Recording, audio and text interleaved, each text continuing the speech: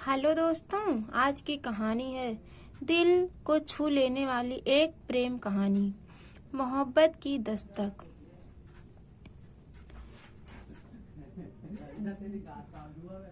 रोहन, हर इंसान की कुछ छोटी सी इच्छा होती है। यही इच्छा ही व्यक्ति के व्यक्तित्व को बनाने में सहायता करती है। रोहन की भी जीवन में कुछ इच्छाएं भी, वैसे तो यह इच्छाएं कुछ ज़्यादा नहीं थी। वही कुछ मामूली इच्छाएं की पूर्ति ही वह चाहता था, जैसे कि एक अच्छी जॉब, घर का पालन करने हेतु हाथ में आती बेहतर सैलरी एवं में खुशी के लिए एक गृह लक्ष्मी। रोहन के पास जिंदगी में सब कुछ था। उसकी इच्छाओं की लिस्ट में आधे से ज्यादा इच्छाओं की पूर्ति हो चुकी थी। वह एक कंपनी में अकाउंट्स मैनेजर का पैकेज भी कंपनी और कॉलोनी में उसकी काफी चिंतित रहा था। कॉलोनी में उसकी अच्छी इमेज थी, लेकिन फिर भी रोहन काफी चिंतित रहता था। इसका कारण था उसकी माता पिता की बीमारी। वह चाहता था कि उसकी जल्द शादी हो जाए, लेकिन उसकी शादी न होने का सबसे बड़ा कारण उसका बढ़ा हुआ पेट था। कोई लड़की उसमें अपना पति नहीं खोज पाती थी। रोहन के मम्मी पापा पंडितों में बहुत मानते हैं। उन्हें शादी न होने पे अपने बेटे रोहन के बढ़े हुए पेट को दोषी नहीं मानते थे, बल्कि उन्हें रोहन की कुंडली में दोष लगता था। रोहन काफी पढ़ा लिखा हुआ था, जिसके कारण वह इन कुंडली दिखाने में विश्वास नहीं रखता था, और वह पहले भी अपने पेरेंट्स को मना कर चुका था। लेकिन इस बार माता पिता ने कहा तो रोहन मान गया कुंडली के लिए। लेकिन उसने यह शर्त रखी कि वह खुद नहीं जाएगा, क्योंकि उसकी सोच अभी भी उसी इन अंधविश्वास को मानने का आज्ञा नहीं दे रही है। अगले दिन रोहन के माता पिता सवेरे जल्दी उठकर स्नान करके पंडित के पास जन्मपत्री लेकर पहुंच जाते हैं। और जैसे ही रोहन के माता पिता रोहन की जन्मपत्री पंडित के सामने रखते हैं, तो रोहन की पत्री देख पंडित बताता है कि रोहन की कुंडली में मांगलिक दोष है, अर्थात उसकी शादी जिससे भी होगी वह लड़की कुछ ही दिनों में मृत्यु को प्राप्त हो जाएगी। इसके बाद ही इस मांगलिक दोष खत्म होगा।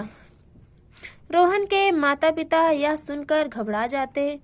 वह यह सब बातें रोहन को नहीं बता सकते थे, क्योंकि रोहन यह सब सुनकर गुस्सा हो जाता, क्योंकि ये यह सब बातों पर विश्वास नहीं रखता था। रोहन को अगर कुछ पता चलता तो वह किसी की भी जान मुश्किल में डालने से अच्छा शादी ही नहीं करता। लेकिन हर माता पिता की तरह रोहन के माता पिता की भी रोहन की शादी करवाने की इच्छा थी। उनकी पास वाले गांव में जाकर एक लड़की से मुलाकात हुई। उस लड़की का नाम प्राची था। प्राची से शादी करवाने का मकसद सिर्फ रोहन के मांगलिक दोष को मिटाना था। प्राची शहर के वातावरण से दूर एक गांव की भोली सी लड़की थी। कुछ साल पहले तक गांव में हर जगह इसी के चर्चे होते थे। वह हर फील्ड में बेहद उत्तीर्ण थी, चाहे वह खेल हो या पढ़ाई।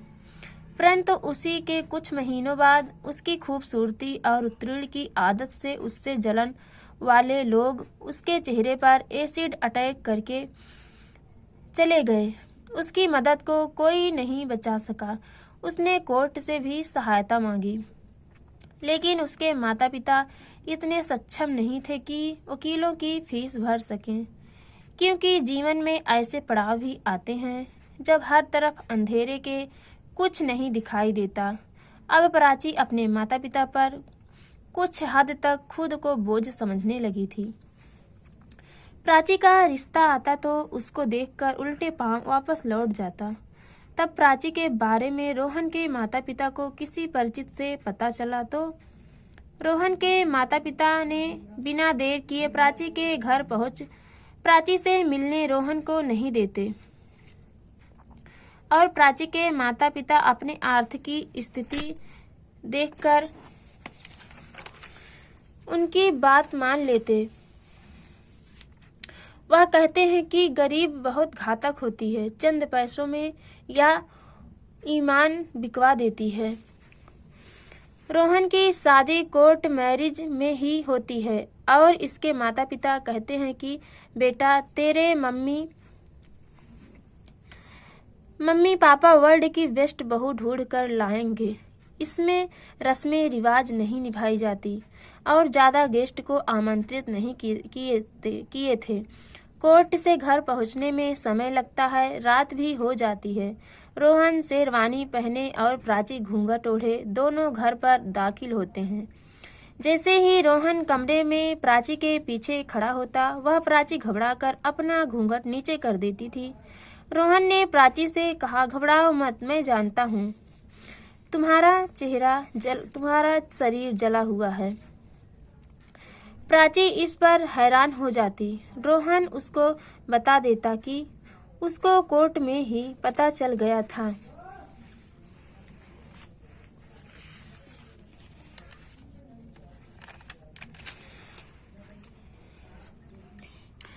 इस तरह इन दोनों को दोस्त की तरह एक कमरे में रहते और प्राची बिन बोले रोहन की पसंदीदा डिश बनाती। समय जैसे जैसे बढ़ता रहता, दोनों की दोस्ती भी प्रेम के कई सफर तय करने लगती है। परंतु दुनिया के सामने रोहन अपने प्रेम को दोस्ती का नाम ही देता है। एक दिन प्राची शॉपिंग करने मार्केट पहुंची तो कुछ देर बाद उसे लेने आ जाए। तकरीबन आधे घंटे बाद रोहन को प्राची का कॉल फिर से आया, परंतु रोहन बिजी होने के कारण कॉल रिसीव नहीं कर पाता। फिर कुछ देर बाद वह कॉल आता तो वह उठाता है और वह अनजानी आवाज को सुनता है तो वह घबराता हुआ जल्दी अपने कार की ओर भागता है और कार से सिटी हॉस्पिटल पहुंचता है। वहां पता चलता कि प्राची का एक्सीडेंट हो गया। प्राची की हालत बहुत नाजुक थी। उसे अपने माता पिता पंडित की बातें याद आती है। वह इन सब बातों को मानता नहीं था, परंतु डर अंधविश्वास में भी विश्वास करवा देता है। वह बेहद घबराया हुआ था।